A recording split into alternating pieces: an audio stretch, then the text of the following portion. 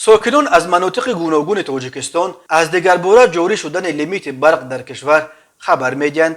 به گفته ساکنان در اکثر ناحیه‌ها و حتی شهرهای تاجیکستان از ساعت 10 شب نیروی برق را خاموش میکنند و تنها از ساعت 5 یا حتی 6 صبح انتقال آن را از سر میگیرند. در بخش اعظم مناطق دهات نیروی برق را از ساعت 8 یا 9 صبح دوباره خاموش میکنند و اهالی در دوام روز تا رسیدن شام به برق میمانند. ژورنالیست مقیم شهر کولاب محمود جان رحمتزاده در فیسبوک خبر داده است که لیمیت حتی تا به این شهر قدم رنجه کرده است. کی میگوید که لیمیت نیست؟ حتی لیمیت به شهر کولاب سومین شهر کلان تاجیکستان رسیده است. همین حال ساعت 22:32 دقیقه است. 3 دقیقه پیش برق را خاموش کردند. این عکس هم از تاریکی های یکی از محله های کولاب است. نوشته است محمود جان رحمتزاده در مطلبی که شب 1 به 2 مارس نشر کرد.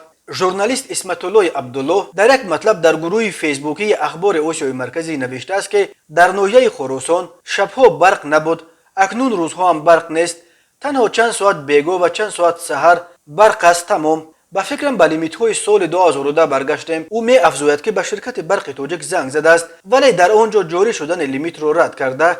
گفتند که در یگان جا لیمیت نیست. اما به کی باور کنیم؟ برق تاجیک یا چشمان خودمان؟ اگر برق تاجیک نه، پس برق را کی قطع میکند؟ بهانه قطع کردن برق در چیست؟ اگر آب انبارها کم شده باشد، چرا برق را به شرکت برشنوی افغانستان فروختند؟ یا چرا برق تاجیک روی روز دروغ میگوید؟ سر در کجاست که ساکنان بی برق اما کشور همسایه از برق ما استفاده دارد؟ می نویسد اسمت الله عبدالله. موضوع لیمیت برق یک مشکل در طول 10 ساله ها حل نشده برای تاجیکستان باقی میماند. سال 2018 بعد به کار انداختن چرخ اول نیروگاه روغون، مقامات با تنتنه به مردم وعده داده بودند که با همین لیمیت برق در تاجیکستان مال تاریخ شد. در این بین چرخ دوم روغون هم به کار درآمد، ولی مشکل تامین اهالی و کارخانه ها با برق همچنان داغ باقی مانده است. مقامات برق تاجیک قرض این شرکت به 32 میلیارد سومانی یا قریب 3 میلیارد دلار برابر شده است.